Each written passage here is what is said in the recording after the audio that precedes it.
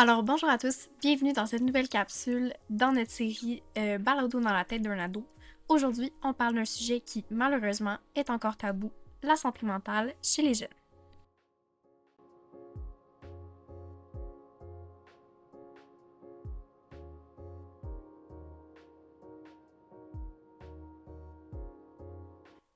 Alors, la santé mentale, c'est un sujet qui est crucial, surtout dans un monde comme aujourd'hui où le stress, l'anxiété, la pression des réseaux sociaux et les attentes scolaires peuvent être énormes. Mais la santé mentale, ça veut pas dire qu'on est faible ou différent. C'est tout aussi important que la santé physique. Il faut en parler ouvertement.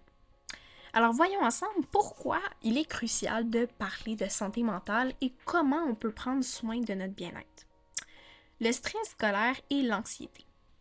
L'un des plus grands facteurs qui affecte la santé mentale des jeunes, c'est le stress scolaire. Entre les examens, les contrôles, les devoirs et la pression des résultats, on peut se retrouver à bout de souffle.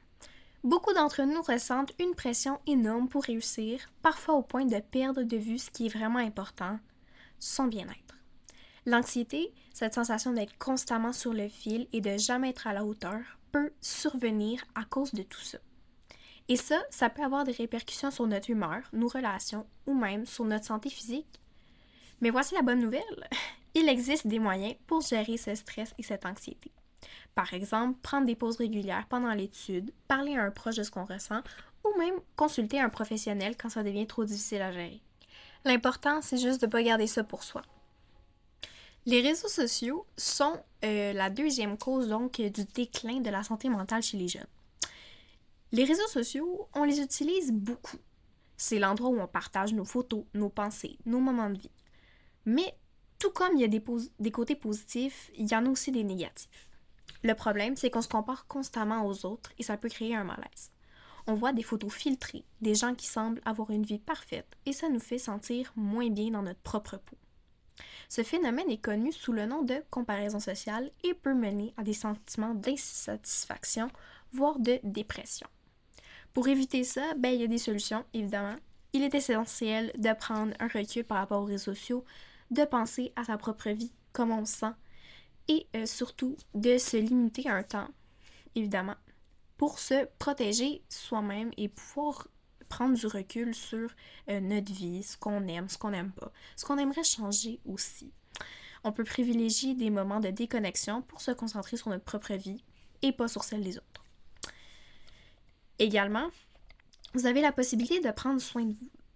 C'est comme ça qu'on aide notre santé mentale.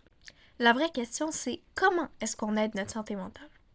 Il y a des gestes simples comme faire du sport, méditer, écouter de la musique, prendre des moments pour soi. Mais surtout, il faut accepter qu'on n'a pas à tout gérer seul. Parler de ce qu'on ressent permet déjà de se sentir mieux. Parfois, c'est un ami, une famille ou un conseiller scolaire qui peut apporter une oreille attentive. Et si la situation devient vraiment difficile, il y a des professionnels comme des psychologues, des thérapeutes ou des lignes d'écoute qui sont là pour vous aider. C'est pas un signe de faiblesse de demander de l'aide, je le répète, bien au contraire, c'est un acte de courage.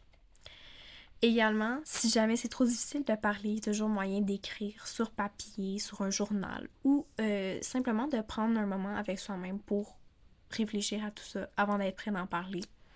L'important, c'est juste que vous soyez à l'aise avec la manière dont vous communiquez votre ressenti. Maintenant, si je prends la place de l'adolescente qui vous parle en ce moment, je vous dirais que on a tous des hauts, des bas. On vit tous chacun nos différentes situations dans la vie. Puis je pense que d'être à l'écoute des autres, être à la place des autres, être capable de se mettre à la place des autres, c'est vraiment important dans une période comme l'adolescence. Puis c'est hyper important aussi d'être capable de se référer à ses amis. Donc déjà, quand on vit des moments plus difficiles au niveau de la santé mentale, je pense qu'il y a vraiment un travail qui peut être fait au niveau des amis et je pense qu'avoir une oreille extérieure sur votre situation, parfois ça permet de démêler un peu tout ça. Ça permet aussi de dédramatiser.